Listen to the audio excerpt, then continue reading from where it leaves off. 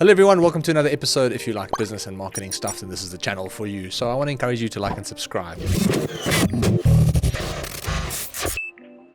In studio with me, I've got Bia. How's it? Hi, hello, good and you? Nice to have you. In today's episode, we want to talk about abandoned cart sequences for your e-commerce business. Irrelevant if you're on Shopify, it doesn't really matter the platform. It's really just understanding what strategies you can deploy in order to reconnect with people who have left the checkout page and who didn't convert. That is what abandoned cart sequences are. We're going to unpack the biggest mistakes people make. We're going to share some ideas to help you improve the conversion rate between people who leave and people who actually give you money. So that's what we'll be chatting about today. Thanks, B. Cool. Where do we start? What do you think is one of the biggest mistakes people make when it comes to their abandoned cart sequences? Mistake number one.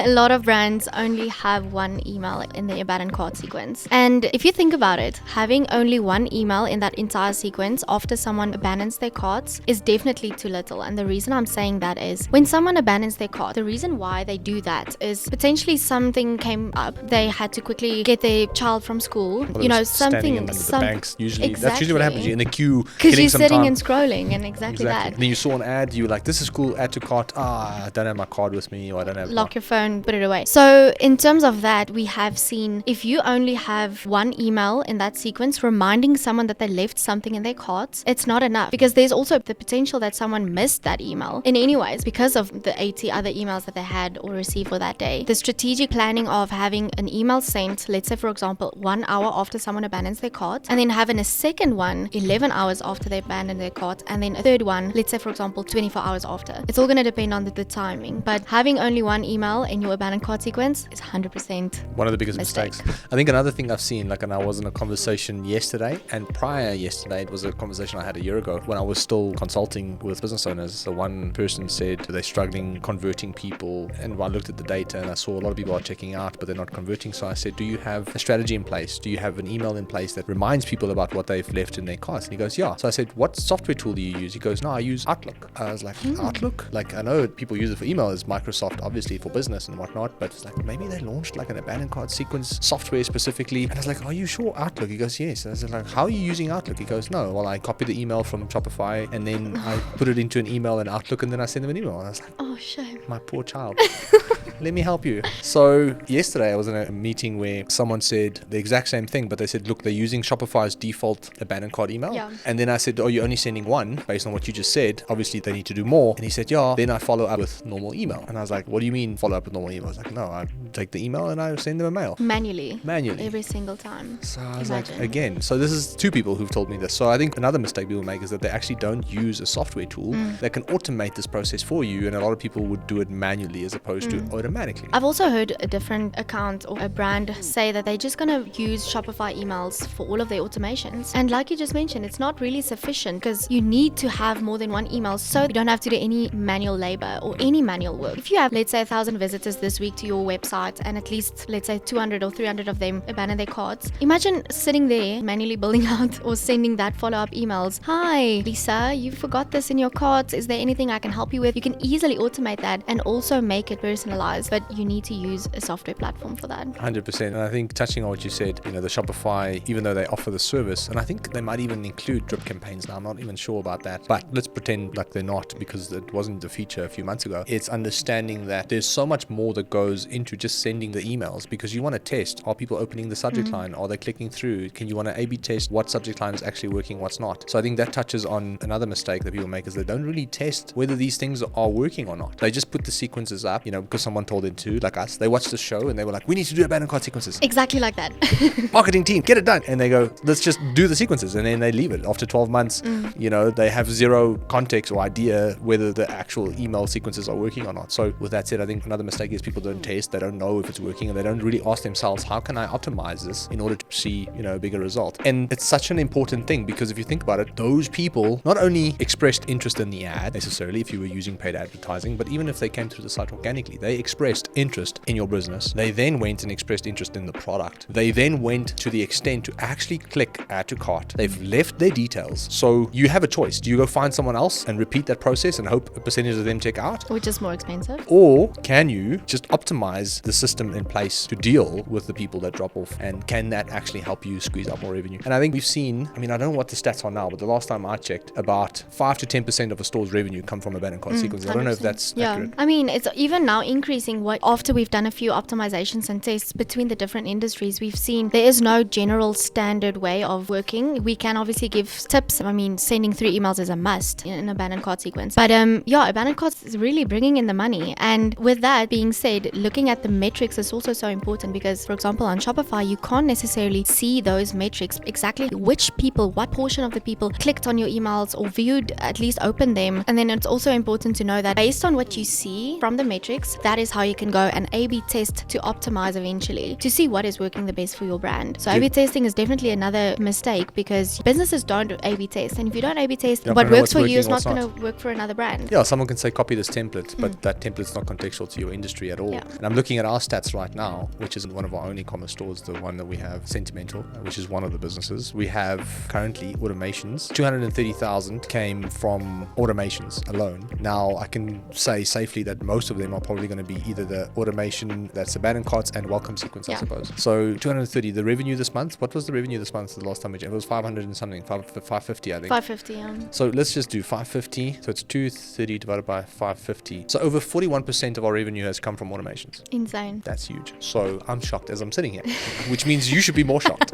I mean, that's crazy. Like, that's in the last 30 days. That didn't just happen though. Yeah, we really went through all the testing and to see what helps and what works the best. So that just goes to show that there's a lot of revenue that you're leaving on the table if you don't have proper strategies in place. Maybe we can just touch on some ideas. We've spoken about the mistakes, and obviously fixing these mistakes are crucial. Some other ideas that people can take into consideration when they're about to embark on this abandoned cart sequence journey. In terms of subject lines, actually a cool stat that I've seen is 69% of spam complaints comes from subject lines. So if you think about that, that means that your subject line for abandoned cart, for example, is super crucial to get that right, to have that exact subject line that works. So for example, if someone abandons their cart, having your subject line beer, you are missing out, or this is what you are missing, or you are forgetting this, you are forgetting this, or you left this at our place. I've seen that. Actually, it's so cool. It's quirky, but it worked. And we've got something that's yours, something like that. Those are subject lines that's super important to make sure that we have that in place, and also using personalization. Like I think we touched on this in a previous episode where we said if you send an email that comes from the business owner's name, Jandre, then also it already feels a lot more personal, and it's as if you did it manually. Exactly. I think what you're saying is subject lines are super crucial, and if you're going to create spammy subject lines, you're going to get marked as spam. So make the subject lines look in a way where it doesn't feel like you're trying to push the sale, but more get people curious about what's on the other side of this email. Yeah, 100%. Having an email sent from info at, I mean, is to some extent fine, but you'll definitely have a better response if it is a person's name, even if it's a fake person's name. But that's what we do for all the brands that we involved with, and the brands who allow us to do it in terms of the agency side. But on our partner side, if we take equity in a business and we take control of the marketing, we always put, Sentimental, Jason is co-owner in the business, and we're sending it from his email address. And I think it works. Like even sometimes myself, I still fall. I see an email from Jason and I open it and I was like, we all fall for it. Exactly. Still. It says FYI, and I'm like, what? Wait, this is from Jason. What do you mean? What's happening? Exactly. So it is trying to actually communicate like a person would, as opposed to a company that goes, hey, buy my stuff. What else is there? And then if you look at the content of the email, it's not just saying, hey, you forgot this, and then showing the products that they actually forgot or that they left in their carts. Some people, like we chatted about earlier, some people might be like, yeah, cool, I know I forgot this because I don't want it anymore. So just putting those important, unique selling points of the brand, and specifically the products, and how this would actually solve a pain point that you might have. And also, again, having that question of, because we've seen this has worked so well with one of our brands, is, for example, have a sentence. Did you have any troubles checking out? Was there anything in your way? Like, is there any technical errors that you faced? Please let us know by replying directly to this email, or we're more than happy to reach out to you, even if you put a phone number there, the business's phone number there, and say, please reach out maybe on WhatsApp, because that's easy. People quickly just, okay, cool, yeah, well, I've had this issue. Automatically, even if they haven't had an issue, it makes it feel so much more personalized, and it feels like there's actually someone behind this computer that's sending me something, and okay, cool, I forgot this, but didn't have any errors. Like, there's no issues or no technical errors that I faced. I might as well just quickly buy.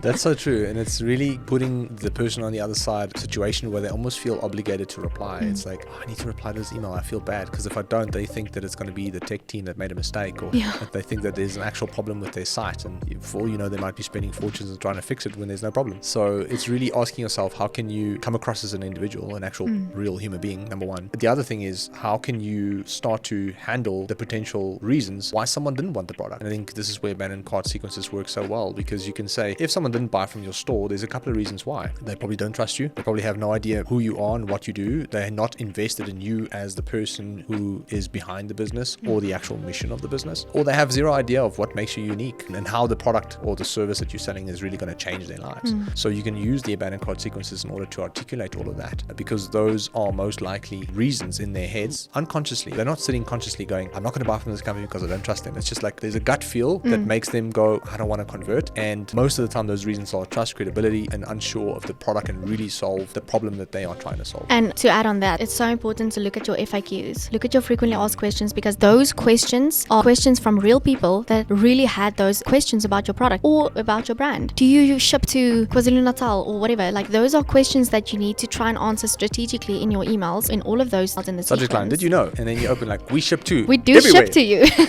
If you are on this continent, you will get it. And then on that as well, like building the credibility through adding reviews in your automation. So an example I have there is we had an abandoned cart sequence for this brand that we work with. In those automations, specifically the abandoned carts, we never had reviews in them. We still saw results because the product is just amazing. Let's be honest, I'm joking. It actually is. But after we've implemented the reviews, we literally saw click-through rates increase. So we physically saw, okay, cool, this is credible. People actually went to the website. Obviously, we saw the sales increase. So small little things like adding literally just screenshots of your reviews on your website, or maybe reviews that people left on your Facebook page, or wherever you can find those reviews, make it look as credible as possible and slot them in your emails. Not too far down, but like they're just below the products that they've abandoned, and show them people are really loving this. You're missing out on this. You wanted something that solves the problem, and here is the product that you already expressed interest in that is solving the problem, and for many other people, and potentially could be for you. That's really the message behind a review and a testimonial, right? You expressed interest in this product. You want to solve a pain point, whether it's your odor by buying a fragrance, or whether it is new chemical to wash your floors with, whatever it is. It's going, you wanted this for a reason. I can promise you as company X that this product does what you want it to do, and it does it well. Here's the proof. That's really the point of it. And then also, if you get to the checkout page, you need to also like make notes of why did this person not complete their purchase. And eventually you'll find some people don't complete their purchases because they, for example, saw the shipping cost was a little bit too much for them. That's some of the reasons that we've seen why people drop off. Or maybe they just don't have the money right now to buy. Maybe they want to spend, let's say, for example, 5,000 Rand or 3,000 Rand because they love the products, but they get to that end stage where they see the total price and they're like, oh. And that is where, if you have payment gateways, that you offer those payment gateways in the automations, because specifically in abandoned cart, if price is the issue, you can solve that by saying, but did you know we offer Payflex? So technically by payment gateways, you mean platforms that allow you to buy the product now but pay later. 100%. So for example, Pages Now.